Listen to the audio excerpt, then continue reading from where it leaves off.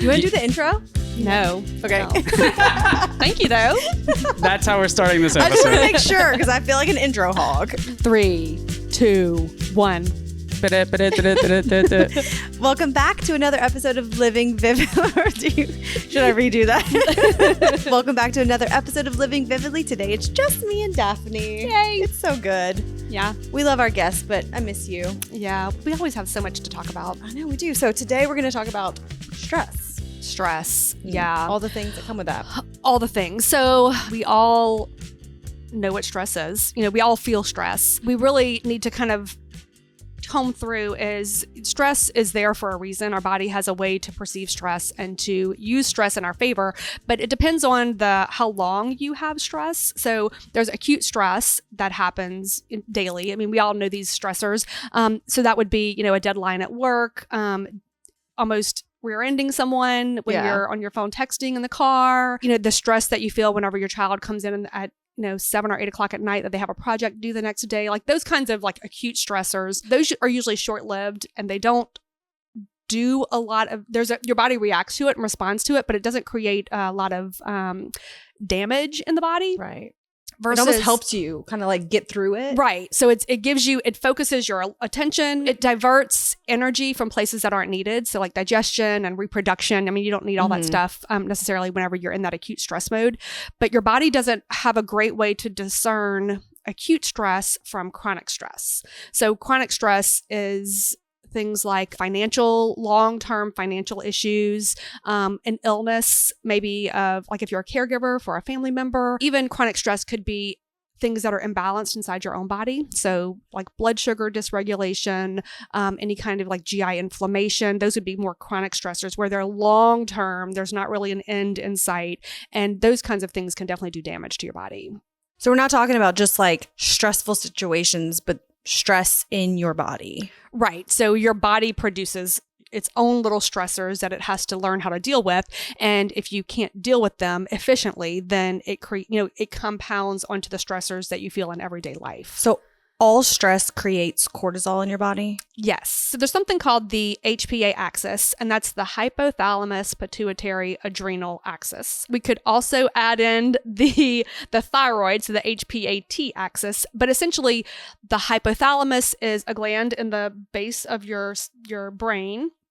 And it's like the master puppeteer for everything that's going on. So the hypothalamus sends signals to the pituitary gland, which is your endocrine organizer. The pituitary gland sends signals to the adrenals, and the adrenals produce cortisol as their stress hormone. So all stressors produce cortisol as a way to manage that stress. Your hypothalamus controls your pituitary, your thyroid.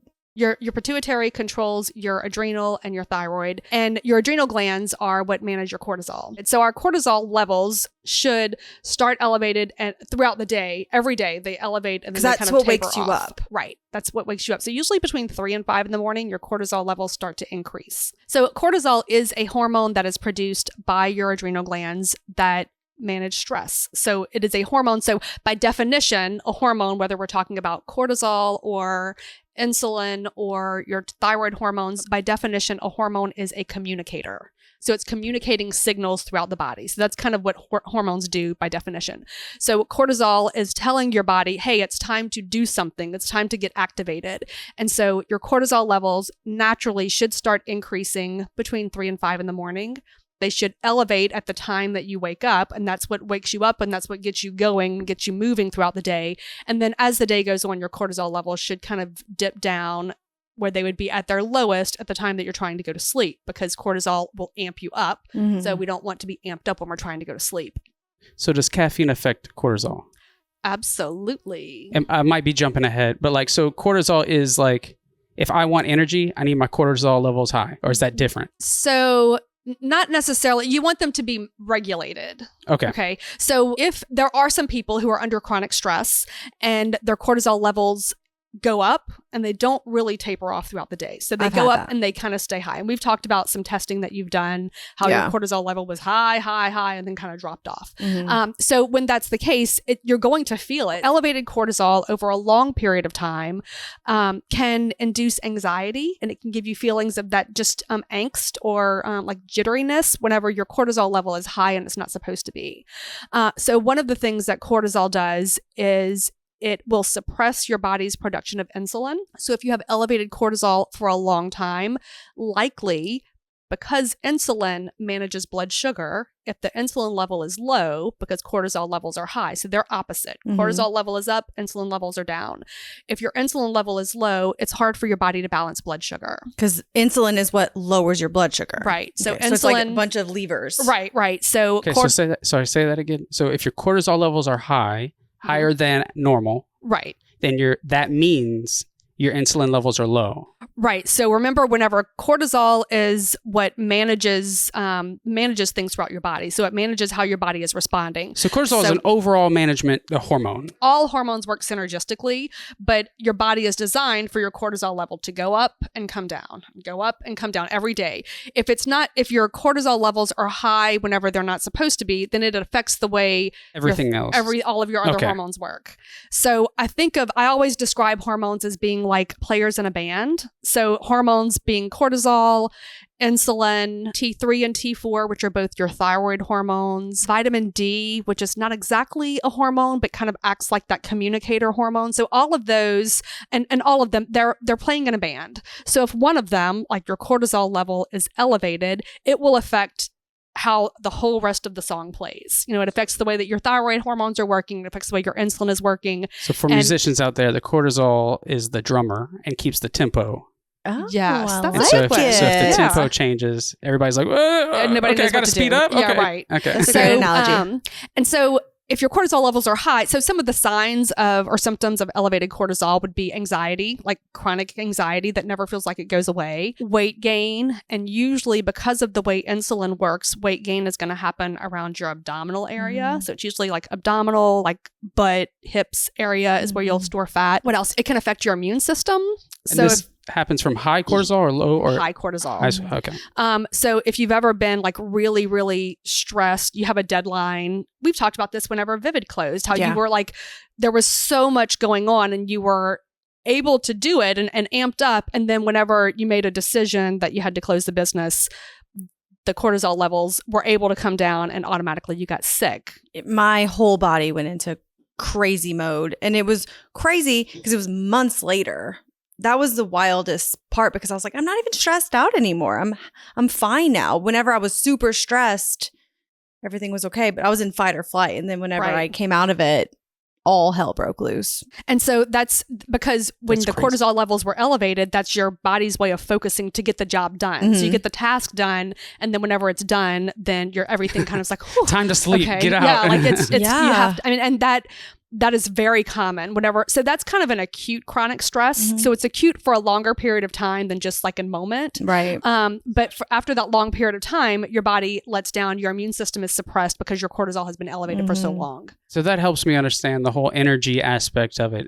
It's not necessarily if you want a lot of energy, get your cortisol levels up. It's because if it could be, I need something to happen. It's like a fight or flight. Like truly, your cortisol raises when you're getting chased by a bear. So it's the same thing. So it's not necessarily just like I'm energetic, but it's like, oh shit, I better run. Yes, it's your cortisol elevates to allow you to do something, to help you focus so that you can do something. And other processes in your body stop. Right. In order for you to do them. Oh, everything slows down. I need to get this because I wonder if that is related to ADHD at all. That's a good question. I'm not 100% sure. I would say that what I've seen, and this is just what I've seen in practice, there has to be a correlation, and I don't know if it's with the ADHD or with medications to help ADHD. So I've seen people on something like Adderall, like really, really high doses of Adderall, and does that bring your cortisol levels up? So it can. I don't have proof that it brings your cortisol levels up. But in theory. Theoretically, yes, it would bring your cortisol level up. And then whenever your cortisol is elevated, just like we talked about in the morning, your cortisol goes up so that you can get up and get going. If your cortisol level is elevated chronically, so whether it's through medication or any other reason, your body doesn't sleep. You're not allowed to your body won't calm down enough so that you can sleep. So interestingly enough, I think I told y'all about my skiing trip that I just went on. Whew, I'm not going to get into all the details, but there was an increased level of anxiety and stress for a couple of reasons, primarily because I'd never done it before and I was scared to death. Yeah, I've never either. So going to the trip, that's whenever we were driving there, that's whenever my cortisol levels spiked and they never came down. So for 3 nights, I did not sleep. The last night, I literally slept for 2 hours. And thank goodness we did not stay there long, because whenever I got home, the night we came home, I slept perfectly fine. But, and I knew what was happening, but I couldn't make it stop. You know, I couldn't figure out how to turn the levers to let everything come down, because I was in that just obviously fun for many people, very stressful event for me. Yeah. So once we came home, everything was fine because I would remove myself from that situation. But is that partially why you can't poop when you go on vacation? Maybe. We'll have an episode all about that. Oh, we absolutely can talk about poop all day. Yeah, it's true. I went to Dallas last week and I didn't poop at all. Didn't poop at all. It's the worst. It's the worst. Anyway, go ahead. Day 3. So Sorry. It could be, and part of it is because all that. That's the reel for this episode. Thanks, Dustin.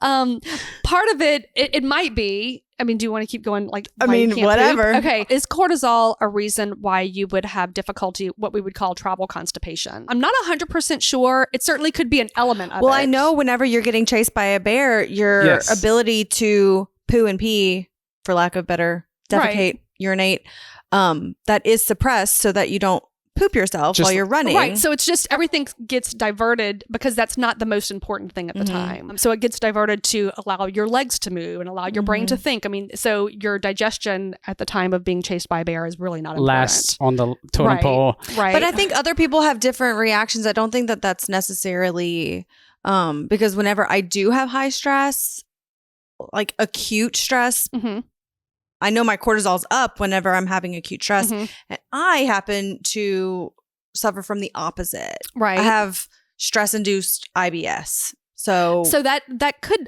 certainly that could be a thing. And I think that would have more to do with your vagus nerve and the way that the vagus nerve controls. So the vagus nerve comes from the back of your brain and it kind of wraps around the front and goes down, kind of follows the esophagus. I think it wraps around part of the heart. I know that it's a big part of the stomach, the actual stomach, and it kind of innervates a lot of the intestines. And so whenever you are under stress, that vagus nerve can start to flutter, I guess, for lack of a better term, and initiate evacuation, everything to be just evacuated. That sounds but correct. That typically is not, it's not whenever you're under that immediate stress. If a bear is chasing you, you're probably not gonna poop your pants. But if you maybe you, but if that acute stress is a little bit of a longer stress where it's 2 or 3 days. Yeah. So it's not really chronic, but it's not that acute. Right. That's whenever it can start to kind of flutter in your right. intestines. Maybe it's not an immediate thing. Where's the phrase "scared the shit out of me" come from? People like Jackie. That's a good question. I don't know. Well, we've talked about the vagus nerve before in our episode with the psychiatric nurse practitioners. It's the biggest nerve, right? It's a very big nerve that innervates a lot of your intestines, your whole digestive system, specifically your stomach and stomach and large and small intestines. So that is the nerve that really sends signals back and forth from the brain. So we talked about the gut-brain axis, from the brain to the gut, from the gut to the brain. That nerve is sending signals back and forth. Right. Crazy. That's why, that's why when you eat something gross and you ate something gross, you feel gross. I'm a scientist, y'all. You feel gross. That is very scientific. I love it. Well, in layman's terms, we're not going to talk about this much, but we just started reading a book. I don't know if you started reading it yet. I actually got it yesterday. Light, The Future of Medicine. We're going to have an episode about that in the future, and I'm just a couple chapters in, but they were talking about how light affects our hypothalamus. Absolutely. And that affects your pituitary and all your hormones. And so it's kind of interesting that we live in a world of chronic stress, a lot of stress, but we spend a lot of time inside. So we're not getting a lot of sunlight. If we're talking about cortisol being like trying to regulate cortisol, because, you know, sometimes cortisol can be elevated. If your cortisol is elevated for long enough, for that chronic long period of time, then your adrenals get, you know, tired of being able to produce cortisol. And so then it'll kind of flip where your cortisol will just be flat all day. And you have difficulty getting enough energy to just get up and do your basic functions. But when your cortisol is elevated, then, and you can't sleep, light is something that can help to reset that and kind of reprogram that. So one of the things that we would recommend, a couple of things to help with regulating cortisol. Light would be when you wake up in the morning, sitting by a window or going outside, ideally going outside and actually having light hit your morning eyeballs, light. The morning light. And that can help to reset your circadian rhythm. Did you say hit your eyeballs? Hit your eyeballs, yeah. Anywhere in the morning. If you Do leave not to wear go sunglasses. somewhere. Visor up, no sunglasses. Yeah. Stare into, like, while you're driving, like, you know. Yeah. The episode that we book review, we're going to get all into that, but it is true. Like, we have blocked a lot of light with the sunglasses. Right. And I love wearing sunglasses anyway, but that is a good way to reset or start the reset of your circadian rhythm, is to have morning light, as natural light as possible. And then in the evening, as the day goes on, you would shut lights off and make it a little bit darker so that you can reset that melatonin production, because melatonin also is another hormone that is affected by cortisol. Do cortisol levels get boosted when you're like, ooh, that's exciting? I guess that could be for anyone, but extreme cases with ADHD. I don't think that that's how it works. I think that might be more neurotransmitter related, but cortisol is more of I don't think it boosts up and down quite that quick. So it's kind of a slower release, unless you like need a flood of cortisol. Right. It's more of a slower release and a slower decline. So it really is like a full regulatory thing. Absolutely. It's not like a dopamine rush or Absolutely. Okay. Yeah. Interesting. I'm learning so much.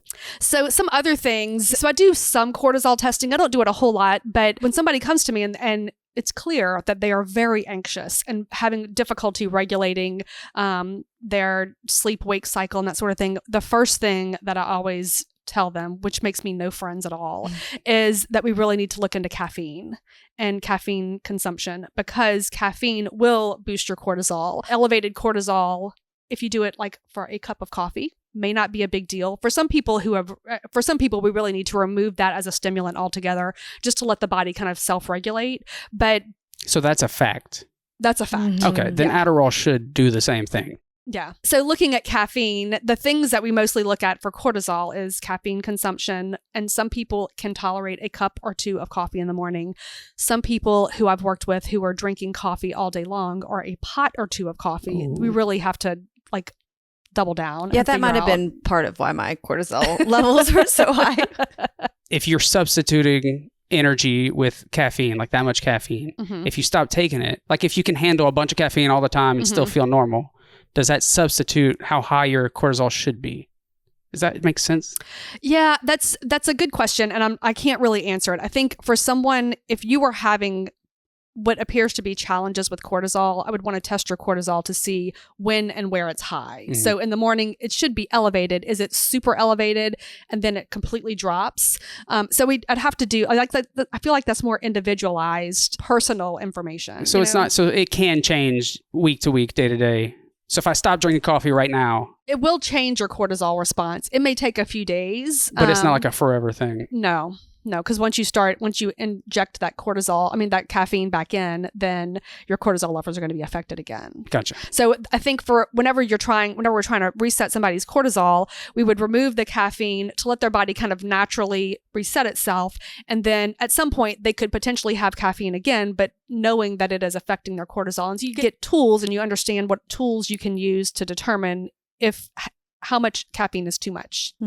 So the flip side of that, caffeine related, would be alcohol. So if alcohol is going to suppress and kind of dampen your system, certainly we wouldn't want to be having a cup of coffee in the morning to get things going and then drinking a glass of red wine in the evening to slow yourself down, because then your body loses its ability to regulate itself. I feel like a lot of people, that's the absolutely cocktail of the day. Wind down Wednesday, we do have so many different ways to celebrate. But so those are the two main things, caffeine and alcohol, that immediately have to be removed if somebody's cortisol is dysregulated. And then the third thing is balancing blood sugar and really kind of looking at blood sugar. And we can look at blood sugar through things like continuous glucose monitors. But what we're really trying to do is regulate insulin response. And so we kind of do that through looking at how blood sugars respond. I just started wearing a CGM with you. I've worn one in the past. As we all know, I'm a sucker for a test. Yes. So I wanted to wear it. And it wasn't anything surprising for me, but I did notice how quickly I would spike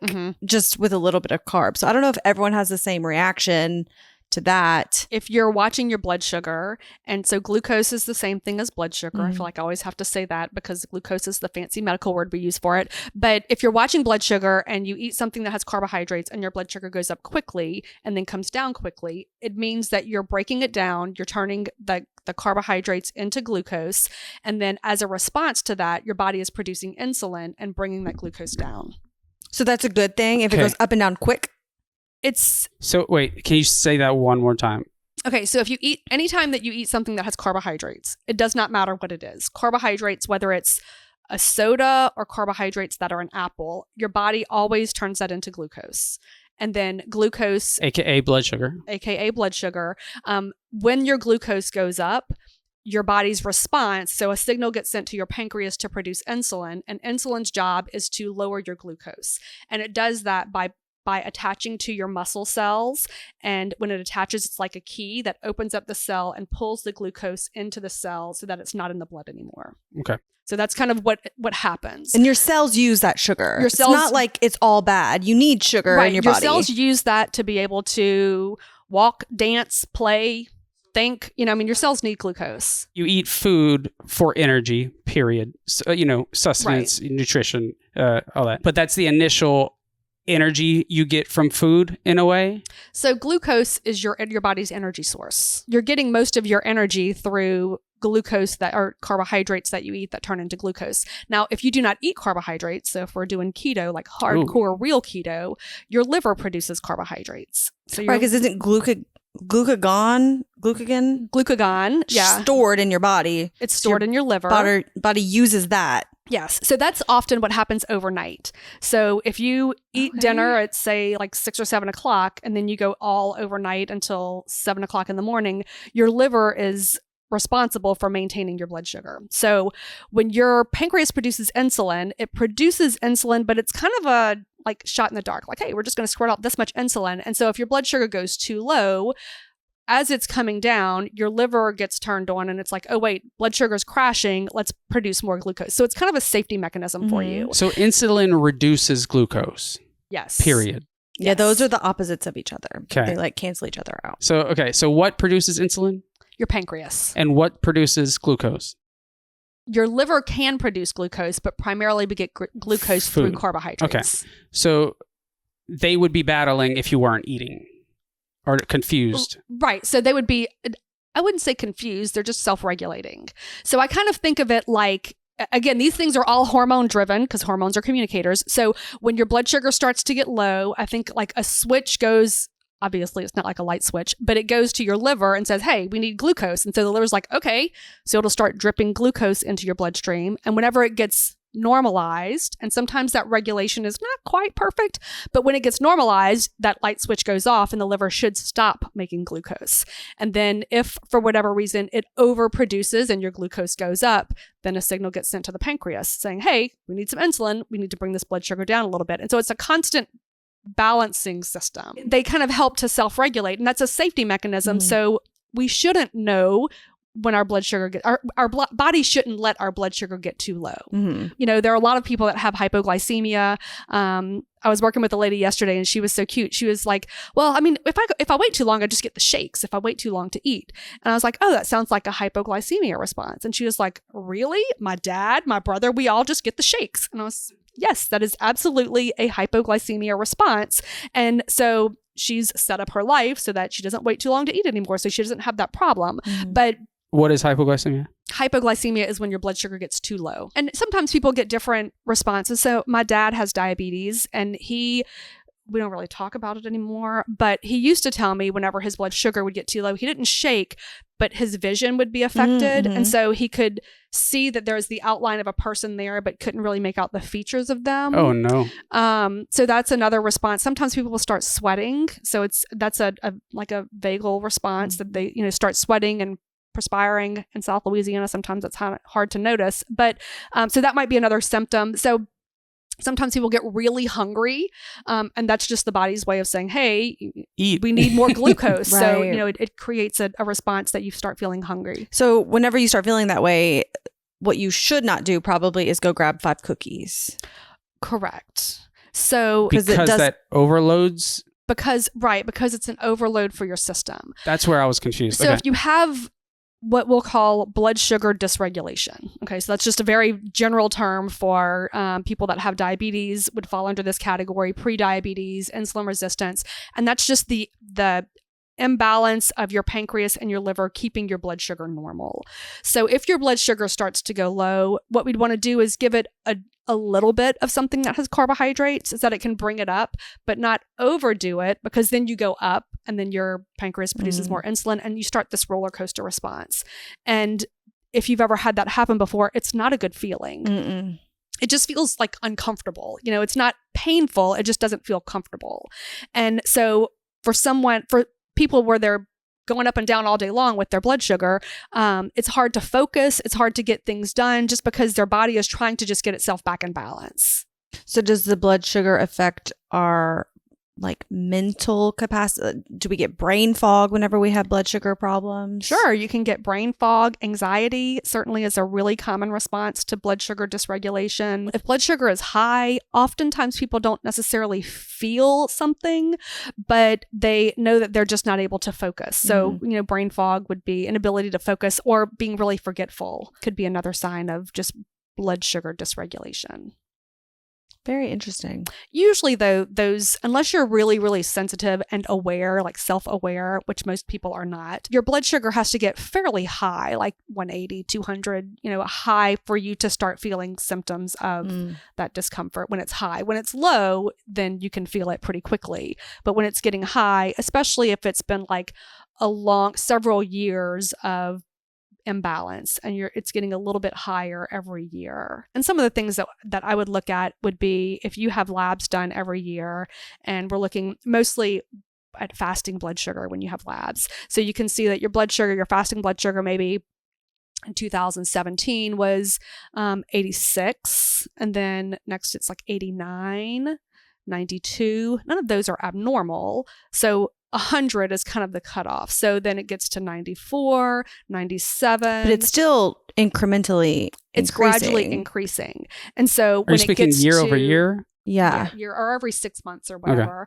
Okay. When it gets above 100 is whenever the doctor says, oh, something's wrong. Your body's not handling blood sugar well. But should we have looked at the last years? But if we can we can see. Yeah. So blood sugar goes up and down all the time. But if we're looking at a trend, we can kind of start to predict what's going to happen. Don't wait till it hits 100 if it's going 70. Right. Or even worse than that, like 100 to 125 on a fasting blood sugar would be considered pre-diabetes. And so worse than that is that it gets 100, nobody says anything, 103, 115, and then it gets to like 135 and your doctor's like, oh my goodness, you have diabetes. And where we could have stopped it. We could have stopped it. It usually that's crazy that happens. Well, they're not looking at 10 years of labs. Right. Like they're looking at your latest labs. Right. So that's where you kind of take some of the responsibility on yourself to kind of look at those trends. Most people don't look at their labs or really know what they're looking for, but glucose is pretty straightforward. You know, I mean, I guess this has been my passion for a long time, but glucose is something that it's easy enough to know what's happening. It's not super complicated. So if you can look at your trends, you can start to predict, oh, well, maybe I should figure something out. I should start cutting something back, or I should get a little bit more active, or pay a little more attention to my diet, or that sort of thing. There's so much sugar hidden in so many foods you wouldn't even expect it to be in. Yeah. It's especially being a mom, trying to be mindful about what I'm feeding my kids, and I check the sugar in. It's incredible. Especially the packaged food. I'm like, why? This isn't even a sweet food. Why is there sugar in here? It's incredible. And our taste buds taste 3 flavors, primarily sugar, salt, and fat. So everything we has taste sugar, fat? Salt, and fat in it. Mm-hmm. That's weird. Yeah. So if you kind of follow trends of food back in, I don't know, the 80s, whenever they started making everything fat-free, Because the fat sugar was removed, sugar and salt it went up. Mhm. And I mean, you can look at it now. You can go get like salad dressing or cheese or yogurt and look at it. And whenever the fat is removed, then usually the sugar and salt go up. Or if the sugar is removed, fat will go up and salt will go up, because those are the flavors that our American palate is honed in on. So this brings up another point, is like heart disease. We talk about salt and how that affects your heart disease. But if you really before you get to the point where you might have a heart disease where you need to watch your salt, you probably have had some blood sugar issues, right? Like, aren't those closely related? They are closely. So, and the diagnosis of, at one point, was called metabolic syndrome. We don't really use that term too much anymore, but it's the combination of elevated triglycerides, elevated blood sugar. And by elevated, it's like not diagnosable for anything, but it's just higher than ideal. Triglycerides, blood sugar, blood pressure, abdominal girth. There's one more that I'm missing. But all of those, when they start creeping up, then, like I said, they're not really diagnosable as diabetes or as high blood pressure, but it's a sign that there's some kind of metabolic system that's dysfunctioning. Yeah, because I've heard the saying, don't blame salt for what sugar did. Ooh. Right. And that's a very interesting take. So again, because, and this is all found in processed foods, you know, most of our just natural, what I would call real food that comes from the earth doesn't have a lot of salt in it. Or sugar. I mean, some things will Fruits. have more carbohydrate based foods, like high carb fruits, high glycemic fruits. They have sugar. That's not where we're getting most of our But they also have fiber to kind of counteract that sugar. Yeah, if you're eating the whole food. I mean, so most sodium is a really, really, really, really big player in our processed foods, because sodium is a preservative. And it's used a lot in our processed foods just to keep things preserved. Shelf stable. Yeah. But then also our palate tastes sugar and salt. I mean, it tastes that salt. So if even if something, so we'll say like French fries as an example. If you were to get French fries from a fast food place, which French fries, by the way, are one of the most inflammatory foods you can eat. I've actually heard that eating fries is the equivalent of smoking a pack of cigarettes for your health. Oh, good Lord. I've not heard dying that, but I'm dying I'll at 50. find the incredibly inflammatory. For what reason? Because of the Not oil. the potato. Because of the oil and the interaction between the oil, and when a potato specifically is fried in oil, it creates some kind of interaction. What? Yeah. So if chips. we take potatoes as an example, I don't know. I've heard French fries. I don't know. My brain would say that would correlate with potato chips. It's still too. a fried potato with salt. Oh, I guess French fries are. No, I mean, I guess it'd be the same thing. Yeah. Just Anyway, bake your fries. If you eat French fries from a fast food place, they, especially like a chain fast food place, they know exactly how much salt goes in exactly how many French fries for it to be appealing to the taste buds. If you were to go home and take a potato and, cut it up and fry it in oil, or even like air fry it with no salt, automatically you're like, ugh, it's not the same. Good. It's not the same. Yeah. So our taste buds are acclimated to salt, and certain foods, popcorn would be another one that are, you can make just plain popcorn, but it doesn't have the same flavor. It's not the same, doesn't create the same response in your brain whenever you have just plain popcorn that doesn't have salt on it. Sean picked up some corn chips. I try to be healthy, but I'm married. So corn chips are my weakness. It had no salt. Oh. They had no salt on them, and they were disgusting. I was going to say that might be a way to keep me from eating this I was like, I don't want any of these. They're actually still in my pantry, but normally it would be addicting. You can't stop, but it's like, where's the salt on these? And so much goes into, and I've read articles about, board meetings where there are multiple of our big conglomerate major food companies in a room talking about how to keep things addicted. So the crunch, the flavor, the salt, the fat in there, and the sugar, like those things all keep chips, crackers, they have an addictive property. In the world of nutrition, there are what we would consider to be nutritive sweeteners. Nutritive being a very obscure term, but what that means is that they have calories. And then there are non-nutritive sweeteners, which are sweetness with very little to no calories. Okay, so if we go through our nutritive sweeteners, so nutritive sweeteners would be obviously table sugar, brown sugar, maple syrup, honey, agave, And then sugars also can be found naturally and mostly in fruits, a variety of different fruits, pineapple, bananas, grapes. Those are some of your higher glycemic fruits that would have more sugar per serving or per ounce or per cup than some of your other types of fruits. So those are all nutritive sweeteners that have sugar that will affect blood sugar. They will contribute to your calorie load. And then we split that into non-nutritive sweeteners, and that would include your more, what came out first are chemical sweeteners, which would be aspartame, saccharin, sucralose. Those are more chemical-based sweeteners. So that's your blue, pink, and yellow packs. And then the more natural, non-nutritive that was the best way sweeteners. to ever describe those three. Oh, I say it all the time because people know what those are. Yes, that was perfect. I've never thought of it that way. You have the non-chemical, non-nutritive sweeteners, which would be stevia, monk fruit. Non-chemical, non-nutritive, Right. which means it doesn't have calories. Correct. And wasn't It wasn't created made in a lab. chemical lab.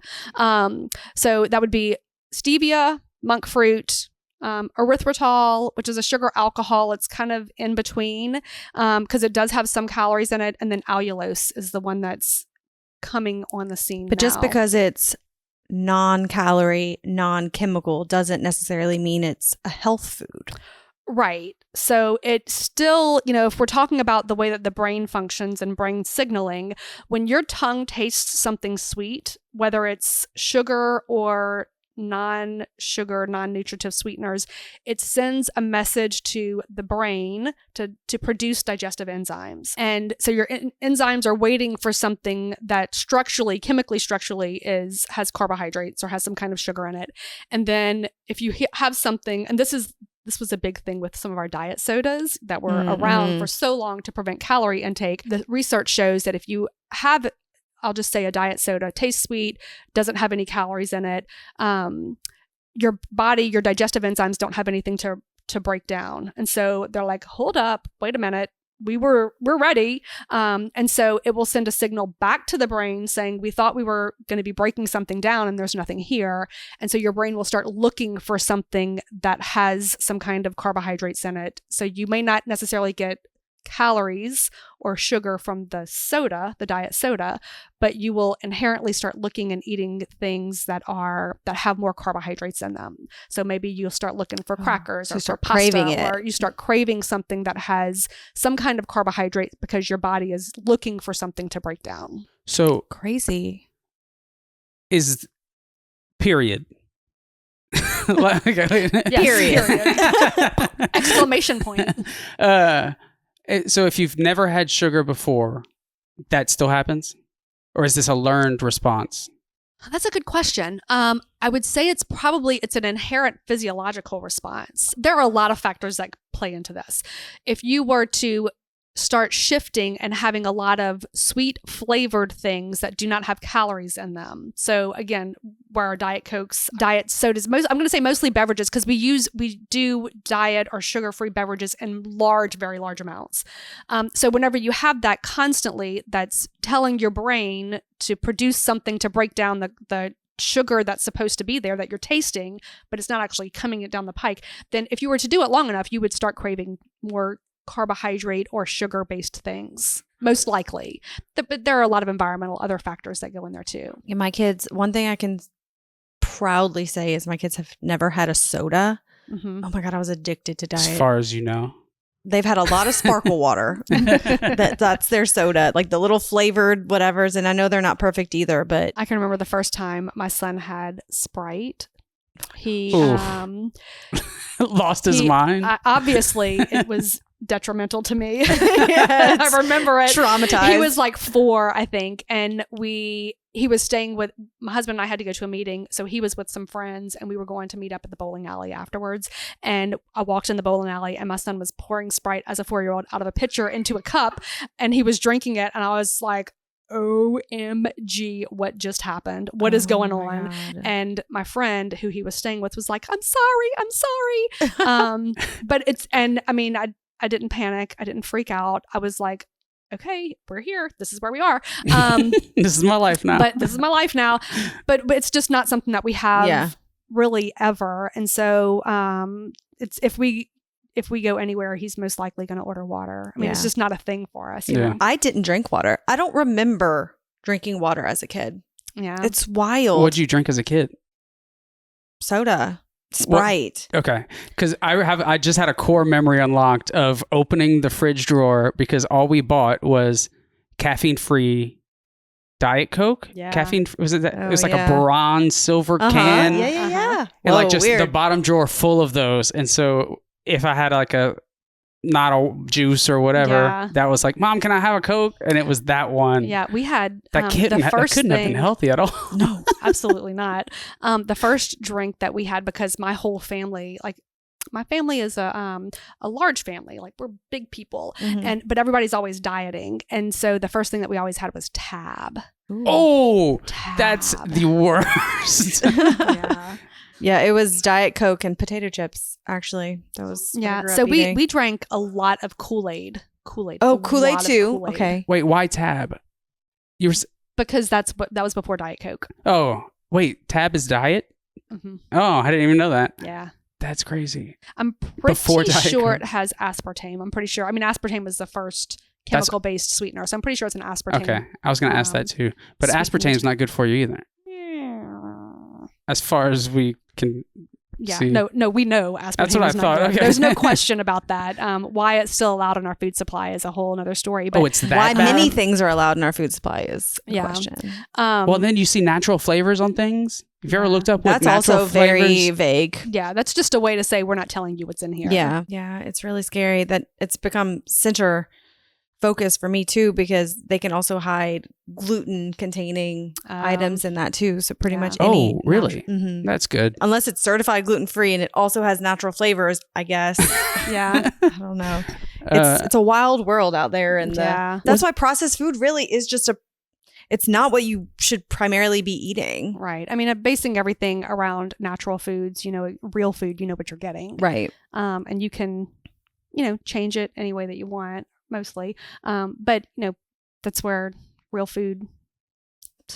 Eat how we were originally designed to eat. Yeah. I feel like that's where it shines, Yeah. We've been giving ourselves things that's not naturally what we're supposed to be eating. So no wonder our bodies are not functioning the way they're supposed to be. They don't really quite know what to do. I also think that the food companies spend a lot of money to make you think that it's true, not easy to eat whole foods, because it's a lot easier to cook a chicken breast and steam some broccoli than it is to whip up a whole packaged box thing. Like, it's really not much more time and thought. It's also a lot easier to go through the drive-through or go, pick up from a restaurant, which that in my mind, mind-blowing to me. The amount of people, and this could go down a whole rabbit hole, but the amount of people who don't know how to cook or don't feel comfortable cooking in a kitchen. So the easiest thing for them to do is to go pick up something from somewhere. Right.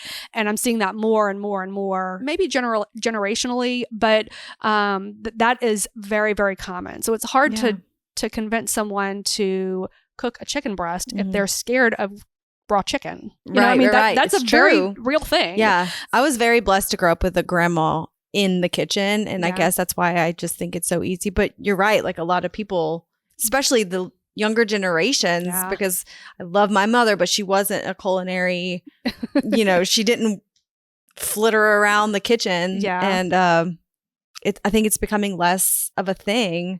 We've definitely lost the ability to, I think people know how to cook, they just don't have confidence in their cooking. And so if they're not confident in the way that they cook, then it's easier to let someone else do it. And so if that someone else is someone who is preparing meals, like the Kindred Kitchen, where she's preparing meals and you can pick that up and you have something that's good and solid, then that's one thing. But if that something else is needs something cheaper, again, even more convenient, where I need it to be available anytime that I'm hungry at the price that's less than $10 a meal or whatever, which is hard to find these days anyway, even through fast food. But it's much easier to go through fast food, or just to pick up something from not even a fast food, but just a convenience place. And that's where I feel like for that class of people or that group of people to make the transition from from whatever's fast and easy and convenient to, okay, well, let's just cook some chicken and throw it on top of a salad, Right. Even that small thing can be very overwhelming. Yeah, because I think maybe 10, 15 years ago, it was cheaper to eat out fast food than eating at home, but it's pretty much the same price, if not more expensive to eat out. I think like running through McDonald's now is like $20 a person, or I don't even know. Haven't been in so long. But there's the convenience factor. People will very much pay for convenience. But you can go buy a rotisserie chicken at Whole Foods for $7. You get $2 off on Tuesdays, by the way. I did that and broke it up and put that on a salad. That was great. I have a rotisserie chicken at all times in my fridge for the times where I just have no more thoughts. I have no more brain cells. I can't cook. But you know what? We got a rotisserie chicken. I can throw that in a taco. So I think the key is letting people know that it is more convenient to go grab something. That's kind of their mindset. So we have to, sometimes I'll tell people like, okay, if that were not an option, if you did not have the option to just go drive through, if you lived in a rural place where there were no quick, easy, convenient things to do, then what would you do? And so that might look like ordering food to be delivered from a kitchen that is cooking to work, with more real foods. That might look like, okay, well, I'm not going to do that, but I'll get a can of beans and rice, and I can, even though that's not, it's still a little bit processed, it's a very different level. So whenever you remove the possibility of the quick, easy, convenient thing, then we can look at, well, what else are you comfortable with? And it just takes practice. Cooking takes practice. I love a boiled egg and some tuna salad. Yeah. It's like my jam. I ate chicken salad for breakfast this morning, actually. Yes. It's delicious. Yeah. My husband and I both grew up with very little. We were not wealthy kids. We were poor kids. I was on food stamps, and we ate so much tuna salad. Yeah. I'm surprised I'm not burnt out on it. And he grew up on peanut butter jellies, and that's still like our comfort food now. And you just have to kind of change your mindset of just preparing a little bit and thinking about how important it is, what the food is that you put in your body. There's a reason why we're not healthy, and it's because we eat too much out of bags and boxes. Yeah. Like, okay, if we're going to compare your brain to a lawnmower, okay, if you want your lawnmower to run efficiently, you're going to put gasoline in it. And that's going to help your lawnmower run. It's going to last a lot longer. It's going to cut grass the way it's supposed to, versus if we were to put like some kind of diesel in your lawnmower, it's not going to function well. It's going to spit and sputter, and it might cut the grass, but it's not going to be very efficient, and it's not going to last as long because that's not what it is designed to run on. Right. It looks and smells like gas, but it's not like right. It's kind of the same thing. There are plenty of foods. I was talking to a friend the other day, and this is kind of a long story, but somebody brought a king cake to my house when we were having a little game night, and they were getting ready to leave. And I was like, I don't want this king cake. So I'm going to cut it up and everybody take a piece. But I don't particularly care for king cake. That's a whole nother story. But so I didn't take a piece, but everybody else, I served some for everybody else. And my friend afterwards, she was like, how do you do that? How do you just like not eat something like that? And I was like, well, I don't even consider that to be food. So that's very easy for me to pass up because it's just not really a food thing. It's like for the holidays when people send things over, if it's not really a food, a lot of times we'll just file it in file 13. Isn't that what they call it? Put it in the trash. Yeah. You just don't, it's not something that is food that's going to do anything for us. So maybe we'll have a bite or a couple of bites and then just, be done with it. Right. But it's not hard to me because I don't consider that to be food. Right. If there was a way to shift mindsets to that would do it because it makes sense. People stopped eating the cheese product, the little sliced cheeses, when they all started realizing, cheese, is it cheese product? Cheese product. Yeah. Product. Like, what does that mean? It means it's not really It's not food. cheese. Yeah. And then they all started making them out of dairy because of that. Yeah. So people just need to realize that what you're eating is actually just a science experiment. Right. And they have a lot of scientists paid a lot of money to make it addictive, to make you crave it more and spend more money on it. Yeah. Because they're all designed for you to overconsume them too. Well, I think the whole grand thing is that in order for you to make that decision, because it's really just a decision that you make and you start kind of shifting the way that you think about food, but you have to make the decision.